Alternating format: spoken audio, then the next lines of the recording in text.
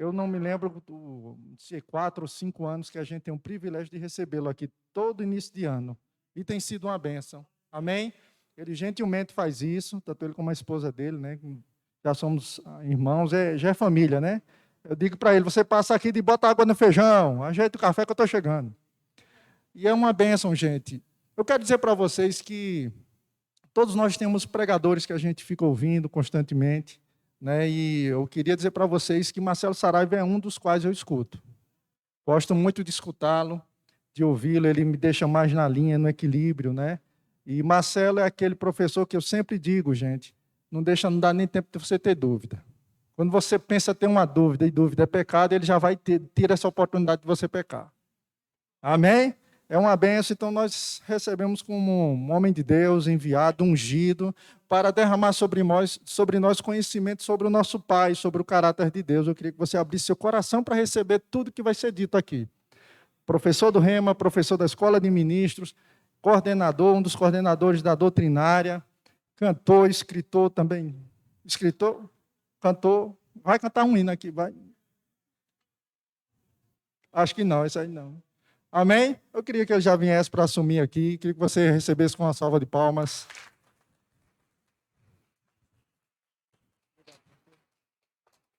Aleluia. Glória a Deus. Boa noite, irmãos. Graça e paz. Amém? É um privilégio, é um prazer estar aqui tocando o teu coração com a palavra. E antes de qualquer coisa, eu quero agradecer ao pastor, à diretora Leila, pela oportunidade.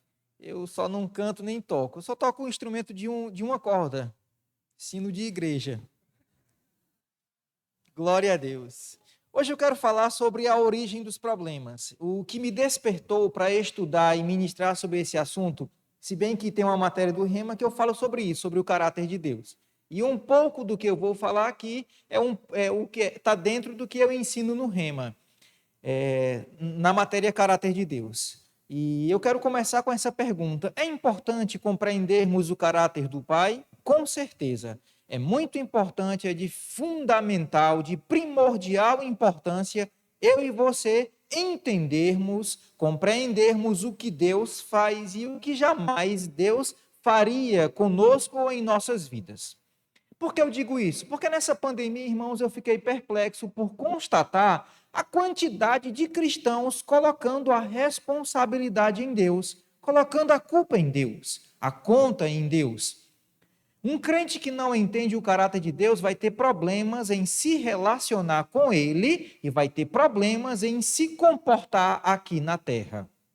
Apenas para você ter ideia, aconteceu nos Estados Unidos, e isso que eu vou te relatar está no livro do irmão Reagan, O que fazer quando a fé parece fraca e a vitória é perdida. Ele comenta que lá nos Estados Unidos, o irmão Reagan comenta, que um certo evangelista tinha um galpão de evangelismo, esse galpão foi destruído por um furacão, e aí esse evangelista saiu percorrendo outras igrejas pedindo uma contribuição financeira para construir um novo galpão. E aí ele disse, pessoal, eu peço a cooperação dos irmãos, eu peço que vocês me ajudem, porque eu preciso construir um novo galpão de evangelismo. O meu antigo galpão foi destruído, eu não sei se foi Deus ou foi o diabo, mas eu peço a cooperação dos irmãos. Eu te pergunto, Deus está interessado em destruir galpão de evangelismo? Deus está interessado em destruir a vida de alguém? Mas na cabeça desse homem, ele nem sabia se era Deus ou se era o diabo. É isso que acontece com alguns cristãos. Enquanto nós não identificarmos quem é a fonte de oposição, a gente não vai saber como se comportar. Amém? Eu sei que o pastor falou sobre cantar uma canção. Se eu for cantar, você vai perceber que eu não sei cantar. Eu vou até desungir o microfone. Tem uma canção que fala que Deus tudo governa. Biblicamente, essa canção não concorda com a Bíblia, com a palavra de Deus. Porque se Deus governa tudo, por que é que Deus não faz com que todo pecador se arrependa? Todo pecador tem se arrependido? Não. Se Deus governa tudo, por que então Deus não faz com que todo crente ande em amor? Todo crente anda em amor? Se Deus governa tudo, por que é que Deus não faz com que todo cristão seja fiel em dízimos e ofertas? Todo cristão é fiel em dízimos e ofertas? Isso mostra que Deus não governa tudo. Deus não está controlando tudo como se fôssemos marionetes, ou como se o universo fosse uma grande locomotiva em que ele apertasse os botões ou puxasse as alavancas. Essa aqui vai ser abençoada, aquele vai esperar um pouco mais, aquela ali vai esperar uma semana, esse aqui vai esperar um ano. Não. A Bíblia mostra que Deus não está no controle, nunca foi plano de Deus. E para te mostrar isso, eu peço que você abra a sua Bíblia em Gênesis, no capítulo 1. Aleluia! Gênesis, capítulo 1.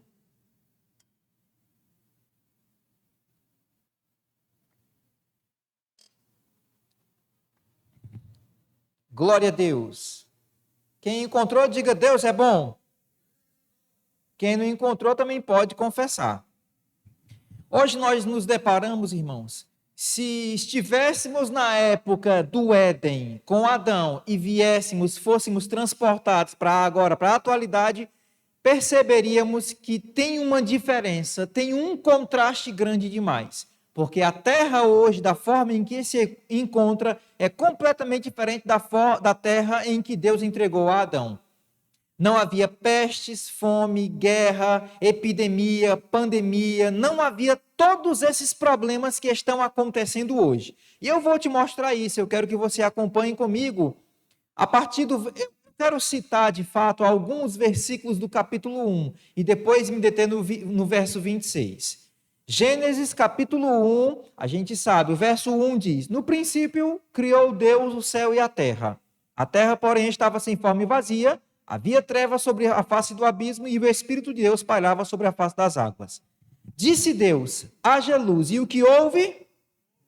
Versículo 4. E viu Deus que a luz era, diga, era boa. Agora pula para o versículo 10. A porção seca chamou Deus terra, e ao ajunto das águas, mares. E viu Deus que isso era o quê? Verso 12.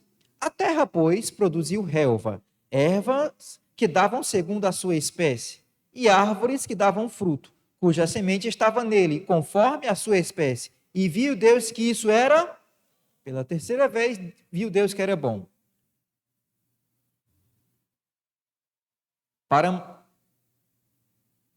Paramos em que texto? 12. Queria ver se você está atento. 18. Para governarem o dia e a noite e fazerem separação entre luz e trevas. E viu Deus que isso era 21. Criou, pois, Deus os grandes animais marinhos e todos os seres viventes que rastejam, os quais povoavam as águas segundo as suas espécies e todas as aves segundo as suas espécies. E viu Deus que isso era bom. 25. E fez Deus os animais selváticos, segundo a sua espécie, e os animais domésticos, conforme a sua espécie, e todos os répteis da terra, conforme a sua espécie. E viu Deus que era... Agora pula para o versículo 31. E viu Deus tudo quanto fizera, e eis que era muito bom. Houve tarde e manhã o sexto dia.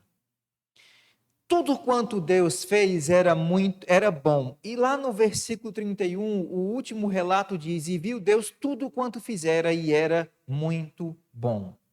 Foi dessa forma, foi nessa condição que Deus entregou o governo da terra, a administração da terra a um homem chamado Adão. E eu quero que você leia agora o versículo 26 de Gênesis capítulo 1. Também disse Deus: façamos o homem à nossa imagem, conforme a nossa semelhança. Tenha ele. Repitam comigo, por favor. Tenha ele. Mais uma vez. Tenha ele quem? Tenha ele quem? Tenha ele Adão.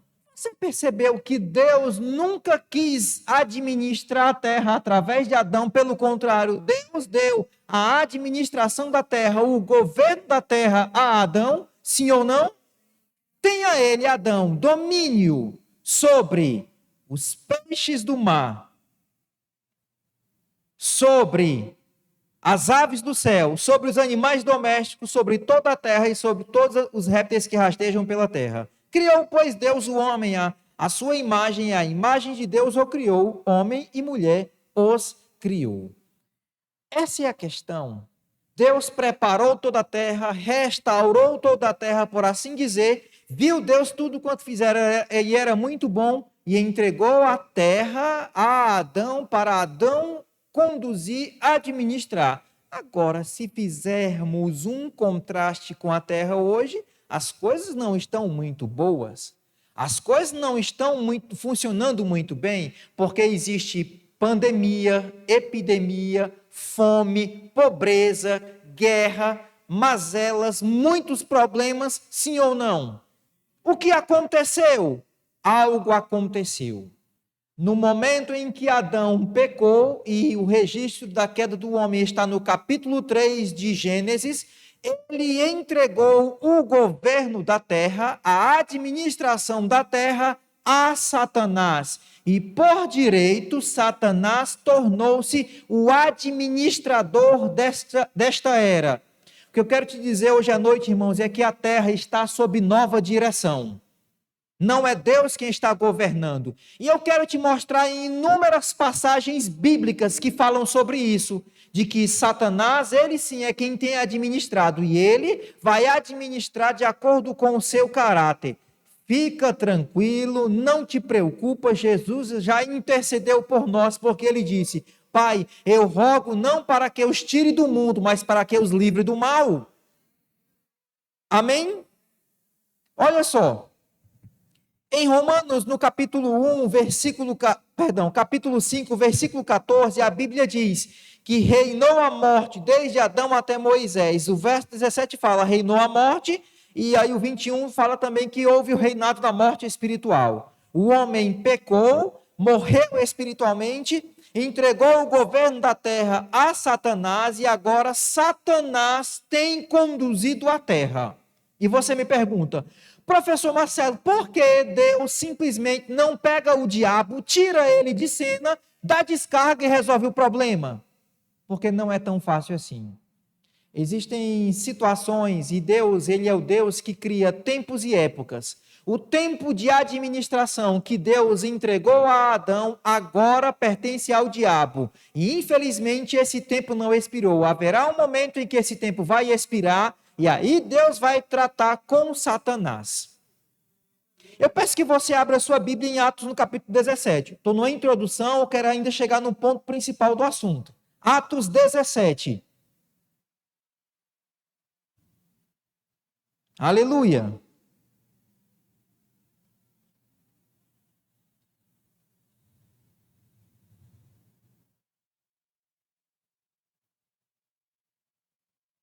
A Bíblia diz, no Salmo 115, 16, os céus são os céus do Senhor, mas a terra deu ele aos filhos dos homens. A terra foi entregue a Adão, o governo. Adão pecou e entregou a Satanás. Mas fica tranquilo. Atos 17.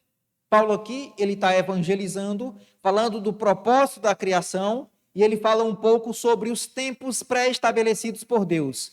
E Atos 17, 24 diz, o Deus que fez o mundo e tudo que nele existe, sendo ele mesmo Senhor do céu e da terra, não habita em santuários feitos por mãos humanas, nem é servido por mãos humanas, como se de alguma coisa necessitasse, pois ele mesmo, Deus, é quem a todos dá vida, respiração e tudo mais.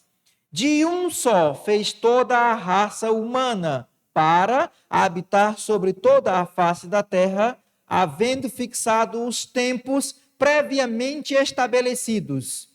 Tempos previamente estabelecidos e os limites da sua habitação, para buscarem a Deus, se porventura tateando o possam achar, se bem que não está longe de cada um de nós.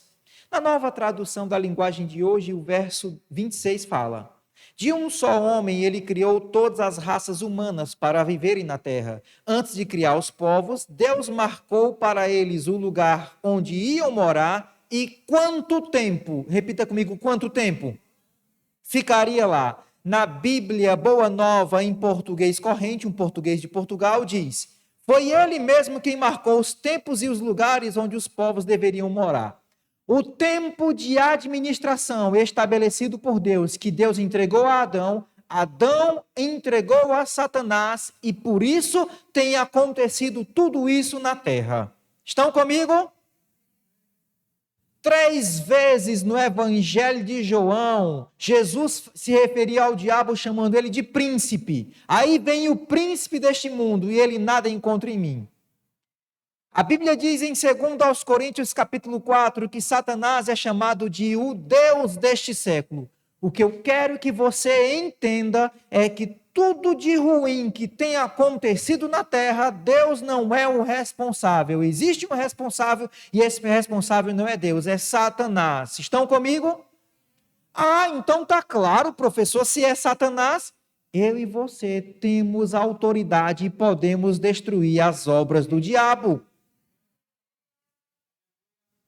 Abre tua Bíblia em Lucas, no capítulo 4. Evangelho de Lucas, capítulo 4.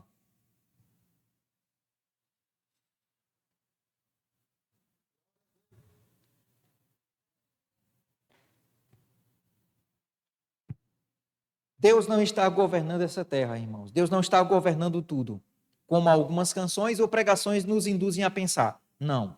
Existe um administrador e esse administrador não é Deus. É bom demais saber disso, porque eu sei como me comportar, eu sei como me conduzir. Eu estou fazendo um link com a ministração de amanhã, ok? Porque amanhã eu vou falar sobre o fato de que Jesus Cristo revelou o caráter do Pai. E Jesus esteve na mesma terra que nós estamos. Ele andou aqui do mesmo jeito que nós estamos andando. A questão é como foi que Jesus se conduziu aqui na terra. É dessa forma que nós vamos nos conduzir. Porque Jesus, ele entendia tudo isso que eu estou falando, por isso ele soube se comportar. Lucas capítulo 4, versículo 1 diz: Jesus, cheio do Espírito, voltou do Jordão e foi guiado pelo mesmo Espírito no deserto. Durante 40 dias, sendo tentado pelo diabo, nada comeu naqueles dias, ao fim dos quais, o que foi que ele teve? Ele teve fome no final dos 40? Eu vou só comentar isso para depois fazer a leitura. Você percebeu que Jesus só teve fome no final dos 40 dias? O jejum que Jesus fez não deve ser tentado por mim ou por você. Por quê? Porque, pelo que eu sei, fisiologicamente, logo depois que a pessoa faz uma refeição, 1, 2, 3 horas depois, dependendo do metabolismo, a pessoa vai sentir fome. Mas Jesus só sentiu fome 40 dias depois. Ele não sentiu fome no 10º dia, ele não sentiu fome no 20º dia, ele não sentiu fome no 30º dia, ele não sentiu fome no 39º dia, só sentiu fome depois do 40º dia. Ele ficou 40 dias sendo tentado, ao fim dos quais ele teve fome. Fisiologicamente, eu não conheço uma pessoa que fique com fome depois de 40 dias. Pelo que eu sei, depois de 1 hora, 2 ou 3, dependendo do metabolismo, a gente fica com fome.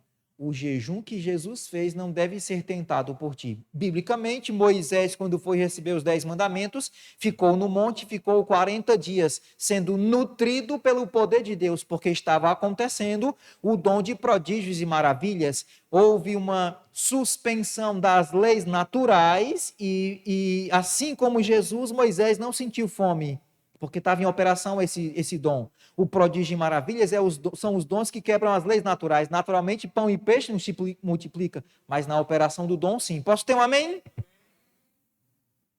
Jesus ficou 40 dias sendo tentado. Ele foi tentado não somente essas 3 vezes, mas durante 40 dias. Diga 40 dias.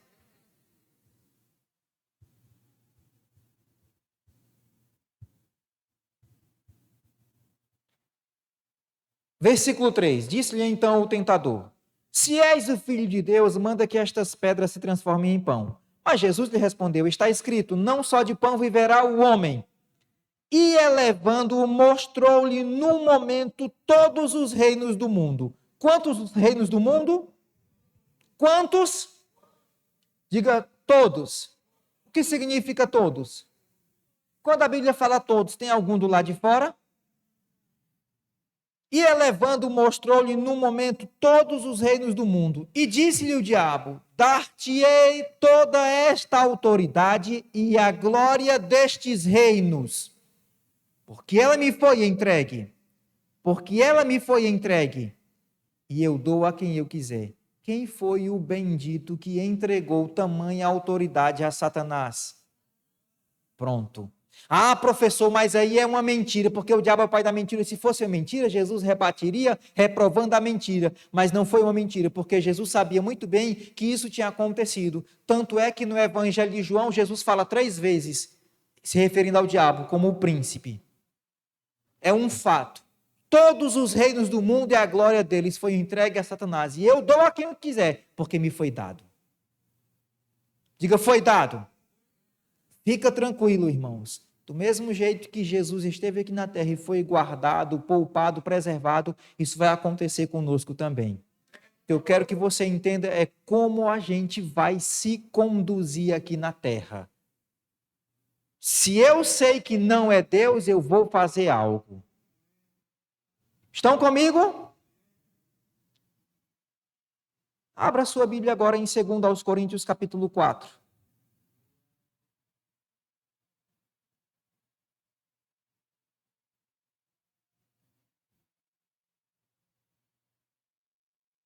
Segundo aos Coríntios capítulo 4.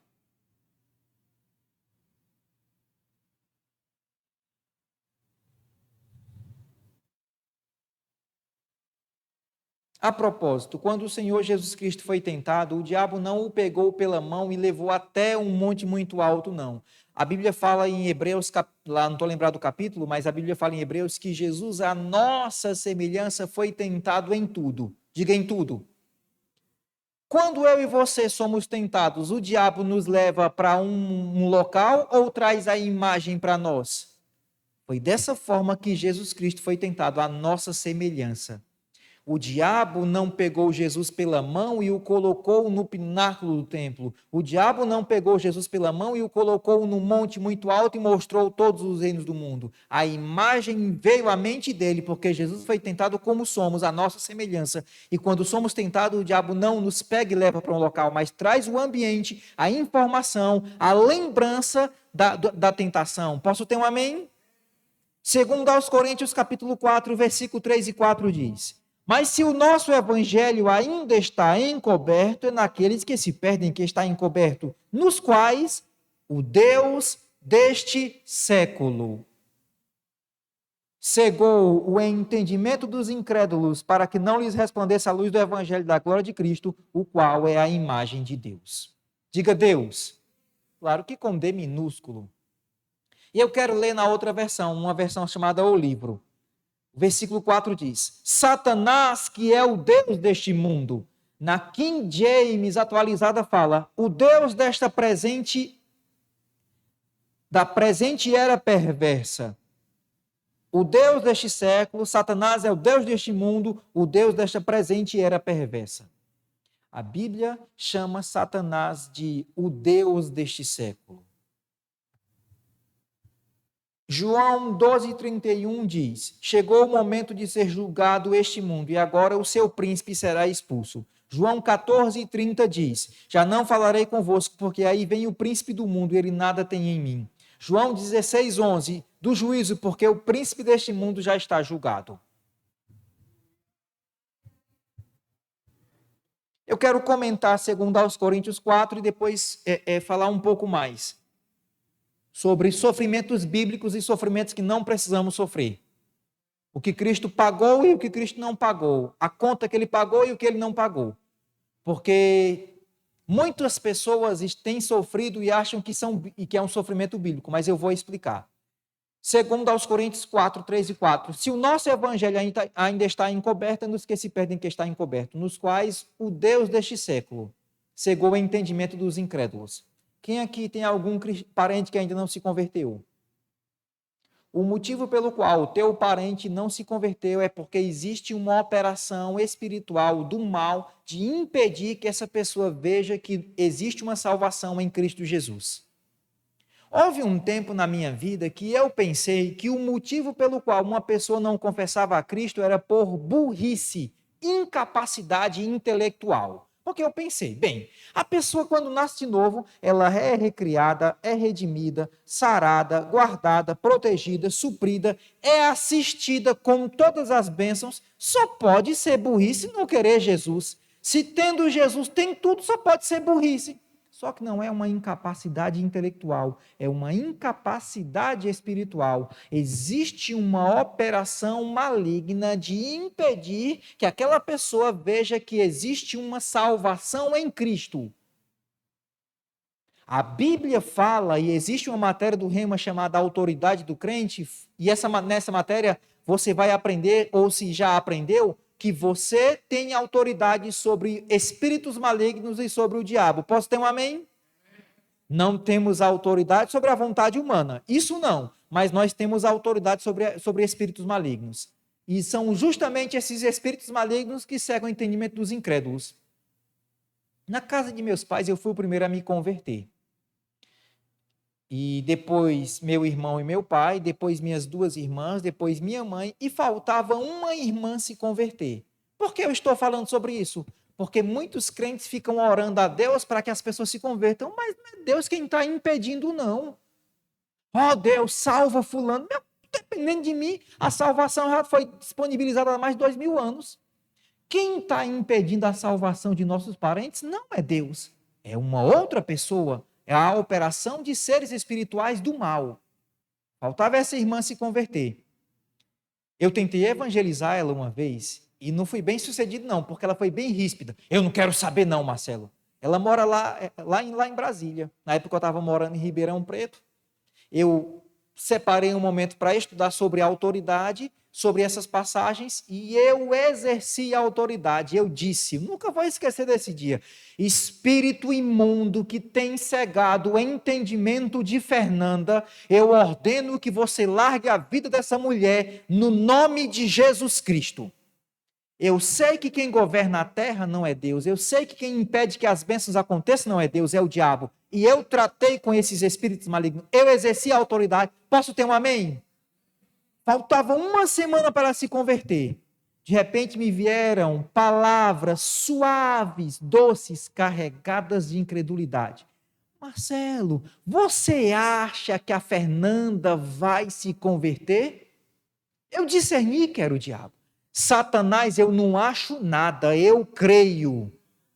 Você, como crente, a única coisa que você tem que achar é dinheiro no chão.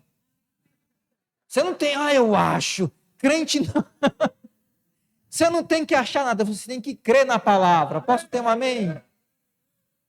Uma semana depois, eu estava ensinando uma matéria em Campinas, matéria do Rema, de repente eu recebo uma ligação.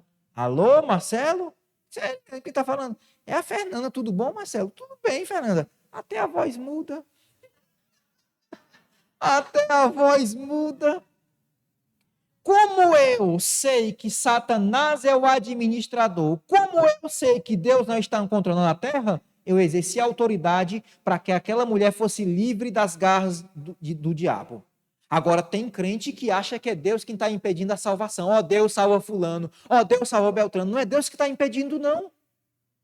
Posso ter um amém? Satanás é o Deus deste século. Ele é o atual administrador. Como eu havia dito no começo, a terra está sob nova direção. Mas fica tranquilo, irmão, Jesus fez algo por nós. Porque o que Adão perdeu no Éden, Cristo trouxe de volta. Adão perdeu comunhão, perdeu justiça, relacionamento, perdeu autoridade, mas o que foi perdido no Éden, Cristo trouxe no Calvário e está disponível para mim e para você. Agora eu quero falar sobre o que nós vamos sofrer aqui, o que faz parte do sofrimento. Eu digo isso por quê? Porque algumas pessoas sofrem enfermidade e dizem, eu estou sofrendo para a glória de Deus. Não, não é um sofrimento bíblico. Sofrer enfermidade, não.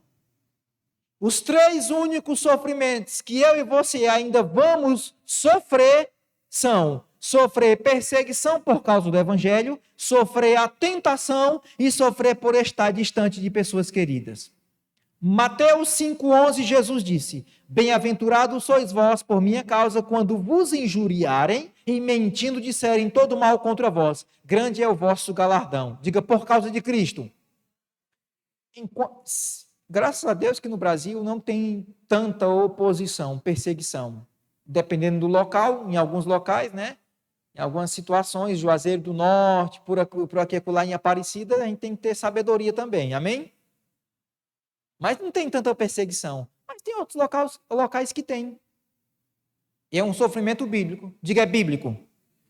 A Bíblia diz em Tiago 1,12, na Almeida Revista Corrigida e Fiel: bem-aventurado o varão que suporta a tentação. Enquanto estivermos aqui na terra, seremos tentados. Sim ou não? É um sofrimento bíblico.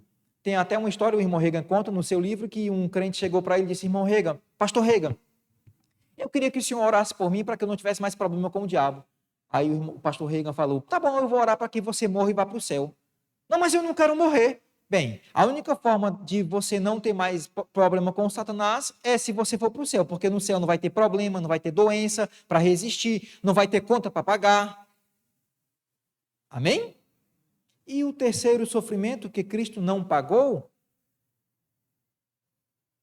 é sofrer por estar distante de pessoas queridas. Marcos 10, 29 diz: tornou Jesus, em verdade vos digo, que ninguém que tem deixado casa, ou irmãos, ou irmã, ou mãe, ou pai, ou filho, ou campos, por amor de mim e por amor do evangelho, que não receba já no presente o cêntuplo de casas, irmãos, irmãs, mães, filhos e campos, com perseguições, e no mundo por vir a vida eterna. São os 3 sofrimentos que eu e você vamos sofrer. Sofrer perseguição, sofrer tentação e sofrer por estar distante de pessoas queridas, por causa do evangelho. Os demais sofrimentos, Cristo já pagou. Os demais sofrimentos, eu e você não precisamos sofrer. E qual foi a conta que Jesus pagou? Eu quero falar sobre isso, sobre o que não precisamos sofrer. Eu vou falar sobre o que aconteceu na crucificação. Eu sei que talvez você tenha visto isso, o quadro da ceia do Senhor. Quem lembra do quadro, do retrato da ceia do Senhor? Em algumas casas tem pintado em tela, outras têm esculpido em madeira. Dá até para saber quem é Pedro, porque Pedro está de um lado, João está do outro lado e reclina a cabeça no peito de Jesus. Tem gente que diz que dá para saber até quem é Judas, pela cara de gente ruim. Eu vou pintar contigo não a ceia, mas a crucificação. Como foi que Cristo foi crucificado? Como foi que ele morreu? O que está incluído na crucificação? É bom saber disso, irmãos, porque na crucificação aconteceu uma substituição. Repita comigo: substituição. A nossa Constituição, o nosso Código Penal não permite isso. O quê? Uma pessoa, vamos supor, cometeu um crime, foi flagrada, foi presa, foi julgada, condenada e agora vai cumprir uma pena, 10 anos de reclusão. Misericórdia, mas aí chega alguém e fala: rapaz, fica tranquilo, eu vou pagar a bronca no teu lugar. Eu vou pagar a penalidade no teu lugar. O nosso Código Penal não permite isso. Nossa Constituição não permite. Mas no mundo espiritual foi isso que aconteceu. Quando Jesus foi à cruz, ele foi pagar um preço que era nosso, uma penalidade que era nossa. Posso ter um amém? E o primeiro texto que eu quero te mostrar está em...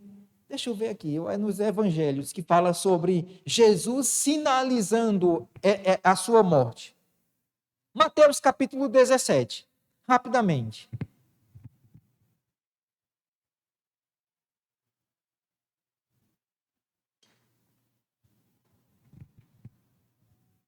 Mateus 17, versículo 22. Quem encontrou, diga: minhas contas estão pagas. Quem não encontrou também pode confessar. Só para eu localizar, quem já fez o rema? Quem está fazendo? E quem vai fazer? Glória a Deus. Aleluia. Mateus capítulo 17, verso 22 diz: reunido eles na Galileia, disse-lhe Jesus: o Filho do Homem está para ser entregue nas mãos dos homens, e estes o matarão, mas ao terceiro dia ressuscitará. Então os discípulos se alegraram grandemente. É assim que disse? Minha versão é revista e complicada, né? se entristeceram em praticamente todos os momentos em que Cristo sinalizou sua morte e ressurreição. Isso trouxe tristeza, quebrantamento, angústia no coração deles. Por quê? Porque eles pensavam, meu Deus, que conversa é essa, Jesus? Que história é essa, tu morrer? Quem é que... Eles pensavam, né?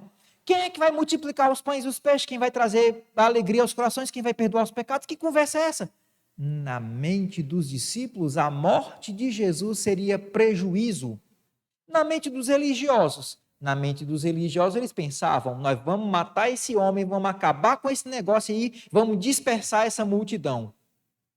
Os religiosos, inúmeras vezes, tramavam. Mateus 12,14 diz, retirando-se, porém, os fariseus conspiravam contra ele sobre como lhe tirariam a vida. Marcos 3,6 fala, retirando-se os fariseus, conspiravam com os herodianos contra ele em como lhe tirariam a vida. Porque eles achavam que matando Jesus seria o fim do cristianismo.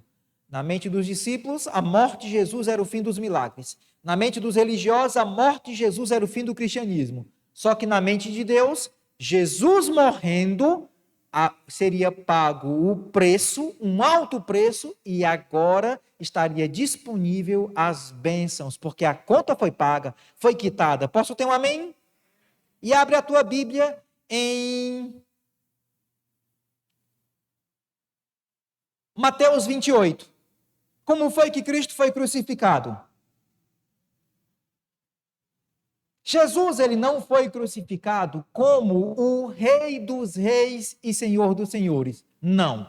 Ele não foi crucificado dessa forma. Claro que quando ele foi ressuscitado, sim, ele foi ressuscitado dessa forma. E eu, para citar esse texto em Mateus 28, 18, eu vou utilizar o exemplo do irmão João, o irmão fictício que está aqui.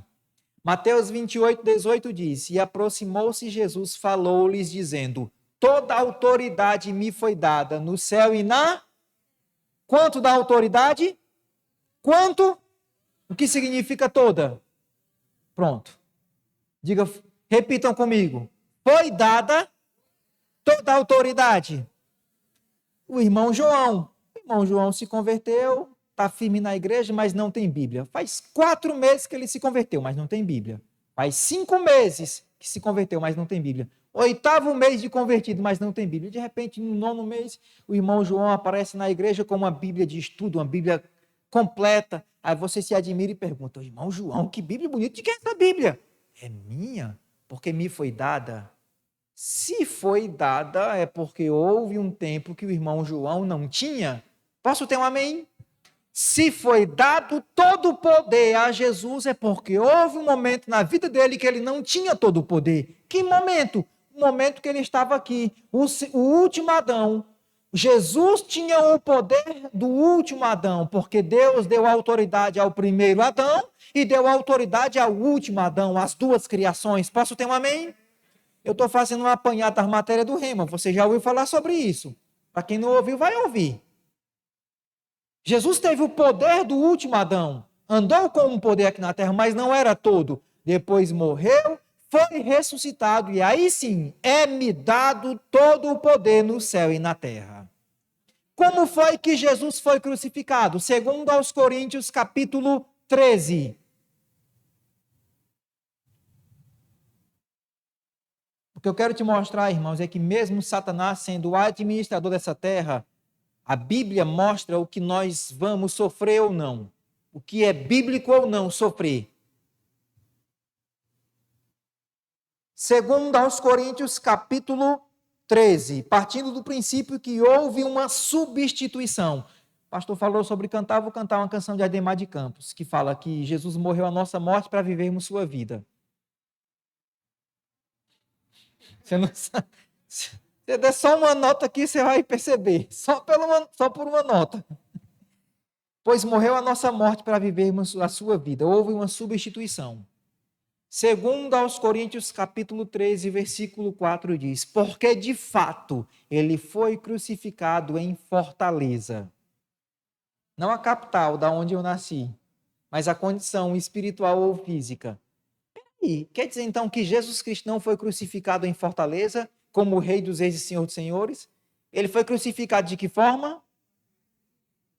Qual é o objetivo? O porquê Jesus foi crucificado em fraqueza? Para que hoje eu e você sejamos fortalecidos no Senhor e na força do seu poder. Ele sofreu a tua fraqueza para que hoje você seja fortalecido no Senhor.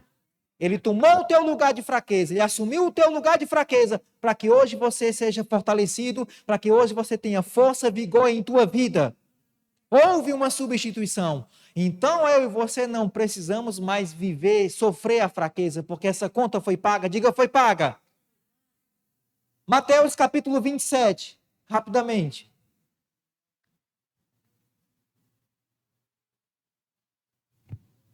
Mateus 27, 46 diz: Por volta da hora nona, clamou Jesus em alta voz, dizendo: Eli, Eli, lama sabachthani. O que quer dizer? Deus meu, por que me desamparaste? Qual é a pontuação final? É uma pergunta. É a pergunta que não quer calar. E eu vou sair perguntando agora: por que Jesus foi desamparado? Se houve uma substituição, se ele assumiu o nosso lugar de culpa, condenação, fraqueza, miséria, doença, maldição, pecado, se houve tudo isso, por que Cristo foi desamparado? Para que hoje eu e você sejamos bem-vindos à presença de Deus. Ele foi desamparado para sermos acolhidos pelo Pai.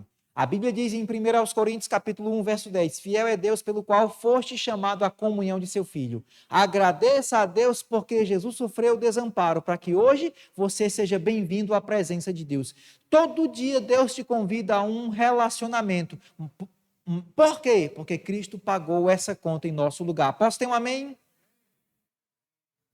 Ah, professor, mas é porque Jesus naquela época estava delirando, não sabia nem o que falava. Salmo 22, 1 fala, Deus meu, por que me desamparaste? Ele sofreu desamparo para que hoje fôssemos a habitação do Espírito.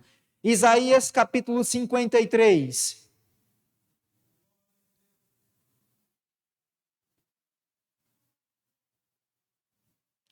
Livro do profeta Isaías, capítulo 53. Aleluia. Versículo 4 e 5, esses textos falam: certamente ele tomou sobre si as nossas enfermidades e as nossas dores levou sobre si. E nós o reputávamos por aflito, ferido de Deus e oprimido. Mas ele foi traspassado pelas nossas transgressões e moído pelas nossas iniquidades. O castigo que nos trouxe a paz estava sobre, e pelas suas pisaduras fomos. Ele, aqui o contexto trata-se de Jesus, foi castigado para que hoje eu e você tivéssemos paz. Quem aqui dorme e acorda com paz? Pois fique certo essa noite de que essa paz, quem pagou esse preço, quem sofreu o castigo foi Jesus para nos trazer a paz. Ele sofreu para que nós não mais sofrêssemos. Ele pagou a conta para que nós não mais pagássemos. O castigo que nos trouxe a paz estava sobre ele, e pelas suas pisaduras fomos sarados. Olha o versículo 10 do mesmo capítulo 53. Todavia, ao Senhor agradou moê-lo, fazendo-o enfermar. Peraí, professor Marcelo, quer dizer então que Jesus foi feito enfermo para que hoje eu e você sejamos sarados? Posso ter um amém? Diga, houve uma substituição. Gálatas capítulo 3, rapidamente. Gálatas 3. Estamos vendo o quadro da crucificação. Ele foi crucificado em fraqueza, ele foi desamparado, ele foi castigado, ele foi feito enfermo. Tudo isso ele sofreu, para que hoje nós não sofrêssemos. Estão comigo? Gálatas capítulo 3, versículo 13. Cristo nos resgatará. Ele já fez ou vai fazer? É um fato? Está consumado. Mas ele nos resgatou de quê? Mas você sabia que, equivocadamente, alguns cristãos estão tentando quebrar algumas supostas maldições? Existe alguma maldição pendente na vida de algum cristão? Não. O que existe, o que perdura é a falta de entendimento da obra consumada de Cristo na cruz. Ignorância. Cristo nos resgatou da maldição da lei. Como foi que ele fez tamanha proeza? Fazendo-se maldição, aponte para você, diga, no meu lugar. Jesus assumiu o teu lugar de maldição, de fato está disponível, para que hoje todo aquele que o confesse como Senhor e Salvador receba os benefícios que ele disponibilizou na cruz. Sobre essa questão de quebra de maldição, essas coisas, quero só resumir, porque o tempo está se abreviando. Quando criança, várias vezes eu presenciei minha mãe com um problema cardíaco chamado taquicardia. É uma aceleração repentina do batimento cardíaco. Quando minha mãe trabalhava demais e negligenciava a alimentação e ficava preocupada com as contas, quando dava mais ou menos 18 horas, ela começava a sentir essa taquicardia, ela esmorecia, ela sentava. Segundo o que os cardiologistas haviam dito, não mata, mas maltrata, e realmente maltratava a ela e a mim, porque eu via minha mãe sofrendo e ficava abanando ela, né, ventilando aquela... Mãe, a senhora está melhor, a senhora está melhor? Porque ela perdia o tônus muscular, a força, isso aqui saltar, ela ficava lá, esmorecia. Segundo o que os cardiologistas falam, problema cardíaco herda-se da ascendência e transmite para a descendência. Sim ou não?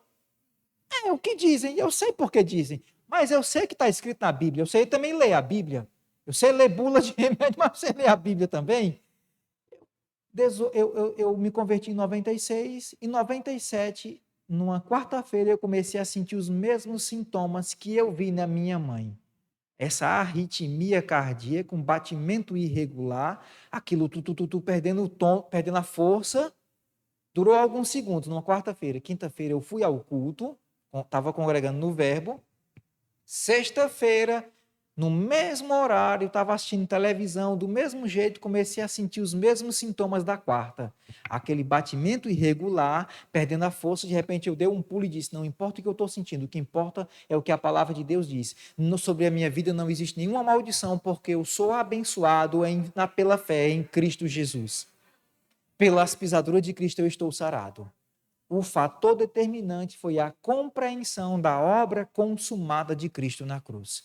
Quero te dizer, irmãos, que não existe maldição em tua vida, porque Cristo se fez maldição em nosso lugar.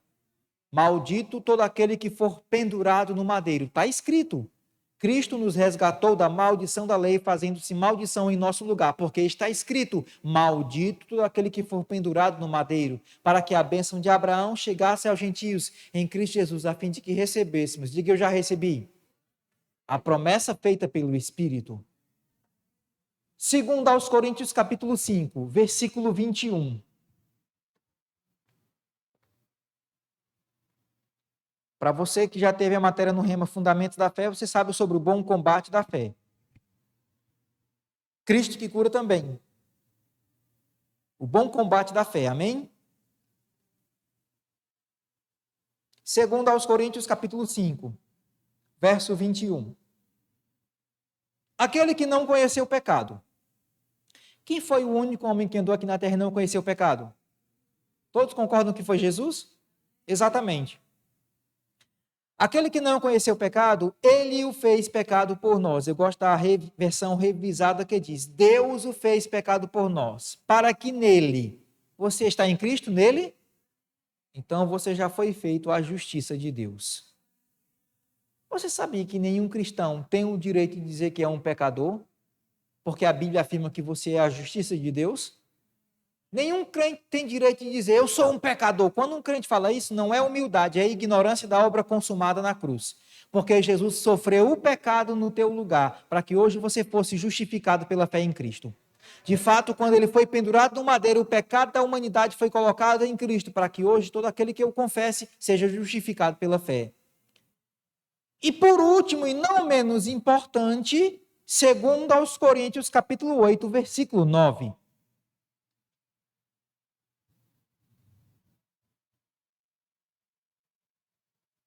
Eu quero só saber essa noite, quem conhece a graça de nosso Senhor?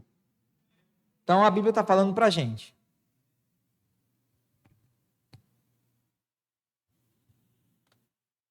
Segundo aos Coríntios 8:9 diz: pois conheceis a graça de nosso Senhor Jesus Cristo, que sendo rico se fez pobre por amor de vós, para que pela sua pobreza vos tornasseis o que, irmãos? Eu quero ler na Nova Tradução e depois comentar. Nova Tradução da linguagem de hoje. Pois vocês já conhecem o grande amor do nosso Senhor Jesus Cristo. Ele era rico, mas por amor a vocês, ele se tornou pobre, a fim de que vocês se tornassem ricos por meio da pobreza dele. Claro que supridos, diga supridos. Diga supridos. Como foi que Cristo foi crucificado? Não como o Rei dos Reis e Senhor dos Senhores, não. Ele foi crucificado em fraqueza, segundo aos Coríntios 13:4, foi desamparado, Mateus 27:46, foi castigado, Isaías 53:4 e 5, Isaías 53:10, ele foi feito enfermo, ele foi feito maldição, Gálatas 3:13, ele foi feito pecado, segundo aos Coríntios 5:21, ele foi feito pobreza. Foi nessa condição espiritual que ele foi crucificado. E a Bíblia diz que ele desceu às regiões inferiores da terra, e foi lá que Deus o ressuscitou. As 8 passagens no livro de Atos que falam sobre a ressurreição de Cristo, todas elas falam que o Pai o ressuscitou. Jesus não se auto-ressuscitou, porque ninguém se auto-ressuscita. Jesus foi ressuscitado pelo Pai. O texto fala, Deus o ressuscitou, o Pai rompeu os grilhões da morte, ressuscitando dentre os mortos. De fato, Jesus, quando foi à cruz, ele permitiu ser crucificado pela fé, acreditando que o Pai o ressuscitaria no 3º dia. E de fato foi isso que aconteceu. Jesus, ele estava na cruz, desceu, o verdadeiro ser espiritual foi ao inferno e foi lá que se cumpriu aquele texto, tu és meu filho, eu hoje te gerei. E Deus ressuscitou a Cristo dentre os mortos. Isso me faz entender uma verdade. Se Deus teve poder para tirar Jesus do inferno na condição de fraqueza, castigado, fraqueza, desamparado, castigado, feito enfermo, feito maldição, feito pecado, feito pobreza, Deus tem poder para tirar qualquer pessoa de qualquer situação, porque pior do que Jesus esteve, ninguém pode estar. Algumas pessoas falam, meu Deus, me tira desse inferno de vida. Se Deus tirou Jesus do inferno nessa condição, Deus pode tirar qualquer pessoa de qualquer situação. O que essa pessoa precisa? Entender a obra consumada, entender o que Deus disponibilizou a cada um de nós. Mesmo Satanás sendo o administrador da presente era, o Deus deste mundo, o príncipe da maldade, o dominador deste mundo tenebroso, estou citando os textos da Bíblia, Deus não nos abandonou ou nos deixou largados. Não, Deus fez algo por nós. Quando eu e você enfrentamos adversidades, a primeira coisa que um cristão faz é perguntar, o que foi que eu fiz de errado para que isso estivesse acontecendo comigo? Você sabia que necessariamente não é preciso a pessoa fazer algo errado para que os problemas queiram vir contra ela? Não. Oposição, enfrentar dificuldade, não é o resultado de fazer coisa errada. Não, necessariamente não. Abre tua Bíblia em Atos. Estou perto de finalizar. Você sabe que quando um pregador fala isso, tem mais 50 minutos. Estou finalizando. Atos capítulo 28.